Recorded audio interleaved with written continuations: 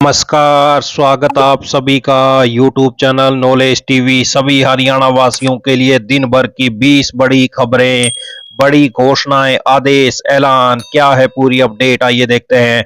हरियाणा की हर छोटी से बड़ी योजना, घोषणा, मौसम, आदेश, सभी की जानकारी के लिए चैनल को सब्सक्राइब जरूर कर लें। तो चलिए देखते हैं हरियाणा दिन भर की 20 बड़ी खबरें, घोषणा, ऐलान। पहली बड़ी घोषणा, हरियाणा में स्वामित्व और लाल डोरे से संबंधित विवादों का निपटारा अब राजस्व विभाग के अधिकारी, तहसीलदार और नायब तहसीलदार करेंगे। अभी तक प्रदेश में जिला विकास एवं पंचायत अधिकारी, डीडीपीओ और खंड विकास एवं पंचायत अधिकारी, बीडीपीओ पर यह जिम्मा था।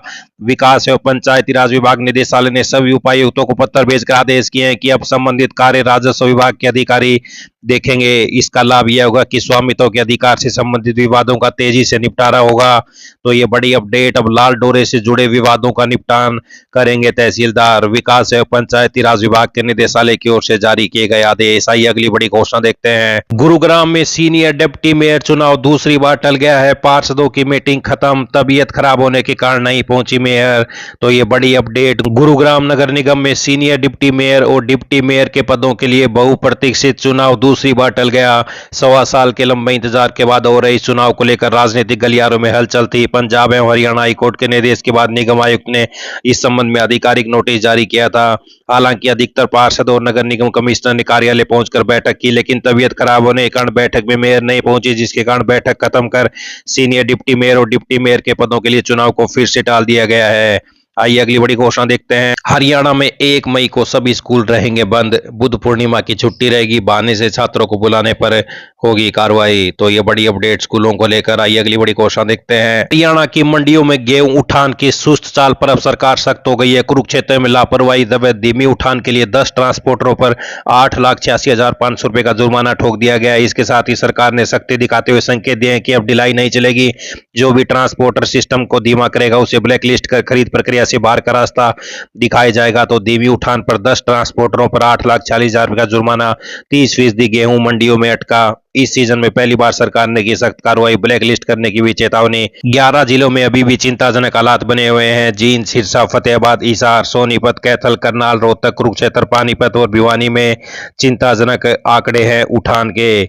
आइए अगली बड़ी घोषणा देखते हैं। सांसद कुमारी सैलजा ने हरियाणा सरकार पर युवाओं के साथ वादा खिलाफी का आरोप लगाया। उन्होंने कहा कि राज्य सरकार की नीतियों की एक और सच्चाई सामने आई है, जहां 6,000 युवाओं को रोजगार का सपना दिखाकर शुरू की गई योजना का मात्र 21 महीनों में वापस ले लिया गया। सैलजा ने कहा कि बड़े बड़े दावे कर योजनाएं शुरू करना और फिर बिना ठोस परिणाम उन्हें बंद कर देना यह दर्शाता है कि सरकार के पास न तो कोई स्पष्ट नीति है और न युवाओं के भविष्य की प्रति गंभीरता।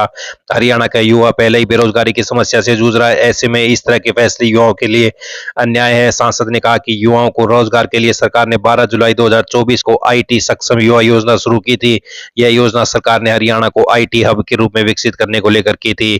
तो वहीं आईटी सक्षम युवा योजना बंद करने की निंदा की है इनेलो राष्ट्रीय अध्यक्ष अभय चौटाला ने भी। तो ये बड़ी अपडेट। आइए अगली बड़ी घोषणा देखते हैं। बाढ़, लू और सूखे से निपटने के लिए कंट्रोल रूम बनाए जाएंगे। प्रदेश में मानसून सीजन से पहले राज्य भर में तैयारियों की समीक्षा की गई। आपदा व प्रबंधन विभाग के वित्त आयुक्त ने समीक्षा करते हुए सभी मंडलायुक्तों और उपायुक्तों को निर्देश दिए कि संभावित बाढ़, लू व सूखे जैसी आपदाओं से निपटने के लिए तुरंत अपने क्षेत्रों में कंट्रोल रूम स्थापित करें। राज्य आपातकालीन परिचालन केंद्र पहले से ही 24 घंटे काम कर रहा है। बाढ़ नियंत्रण कक्षों की स्थापना 15 मई तक सभी जिलों में होगी। सूखे की स्थिति से निपटने के लिए नोडल एजेंसी के रूप में कृषि कल्याण विभाग काम करेगा। तो ये बड़ी अपडेट। आई अगली बड़ी घोषणा देखते हैं। हरियाणा में रात्रि के समय कार्य करने वाली महिलाओं को घर तक सुरक्षित छोड़ने के लिए पुलिस योजना बनाएगी। सुरक्षा के लिए महिलाओं को पोर्टल के माध्यम से पुलिस को अवगत कराना होगा। तो रात में काम करने वाली महिलाओं को सुरक्षित पहुंचाने के लिए बनेगी योजना। आई अगली बड़ी घोषणा देखते हैं। पेट्रोल डीजल के दामों में नहीं कोई वृद्धि। तो इंटरनेट मीडिया पर कीमतों में बड़ी वृद्धि का आदेश हो रहा। प्रसारित प्रेस इंफॉर्मेशन ब्यूरो ने स्पष्ट किया, प्रसारित आदेश है फर्जी। आइए अगली बड़ी घोषणा देखते हैं। हरियाणा विद्यालय शिक्षा बोर्ड ने आगामी शैक्षणिक सत्र 2026-27 से सेकेंडरी स्तर पर कक्षा 9वीं तथा 10वीं के विज्ञान विषय की अंक वितरण प्रणाली में व्यापक बदलाव किए हैं।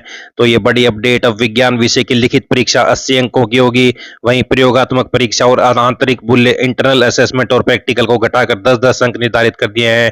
बोर्ड के इस फैसले से राज्य के लाखों विद्यार्थी प्रभावित होंगे। पहले जहां विज्ञान में कुल 40 अंक प्रैक्टिकल और इंटरनल असेसमेंट के होते थे, अब यह घटकर 20 अंक रह गए हैं।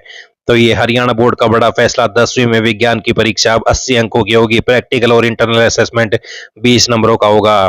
तो ये बड़ी अपडेट आई। अगली बड़ी घोषणा देखते हैं। ग्रुप डी कर्मी की भर्ती पर गंभीर नई अधिकारी। हरियाणा में प्रदेश सरकार ने सभी बोर्ड निगमों, वैधानिक निकायों तथा सरकारी नियंत्रण वाली अन्य संस्थाओं में ग्रुप डी के पदों को भरने का निर्णय लिया। इसके लिए सभी विभागों ने बार बार रिक्त पदों की जानकारी मांगी जा रही है, लेकिन अधिकारी गंभीर नहीं दिख रहे हैं। तो ये अंतिम मौका दिया गया है, 4 मई तक सभी को समय दिया है कि जानकारी उपलब्ध कराएं। तो ये बड़ी अपडेट आई। अगली बड़ी घोषणा देखते हैं। हरियाणा में अनुमानित आबादी करीब 2 करोड़ 75 लाख है। इनमें से आयुष्मान चिरायु योजना के पात्र लाभार्थियों के लगभग 1 करोड़ 38 लाख आयुष्मान कार्ड बनाए जा चुके हैं। यानी हरियाणा की आधी आबादी के लिए आयुष्मान योजना एक बड़ा सहारा है।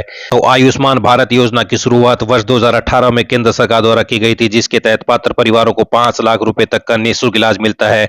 इसके बाद नवंबर 2022 में राज्य सरकार ने आयुष्मान चिरायु योजना शुरू कर आय सीमा बढ़ाकर अधिक लोगों को शामिल किया। इसके तहत सालाना 3 लाख रुपए तक की आय वाले परिवारों को भी शामिल किया गया है। राज्य में स्वास्थ्य सेवाओं को सुदृढ़ करने के लिए 1363 पैनल वाले अस्पतालों का मजबूत नेटवर्क तैयार किया गया है। 777 निजी और 586 सरकारी अस्पताल इस योजना में शामिल हैं। तो प्रदेश में आधी आबादी का सहारा बन चुकी है आयुष्मान चिरायु योजना। आइए अगली बड़ी घोषणा देखते हैं। प्रदेश में मौसम में तेजी से बदलाव हुआ है। मौसम विज्ञानियों ने 30 अप्रैल को भी बारिश का येलो अलर्ट जारी किया है। 1 मई को वर्षा का अलर्ट नहीं है। उसके बाद 2 से 5 मई तक लगातार वर्षा की चेतावनी जारी की गई है।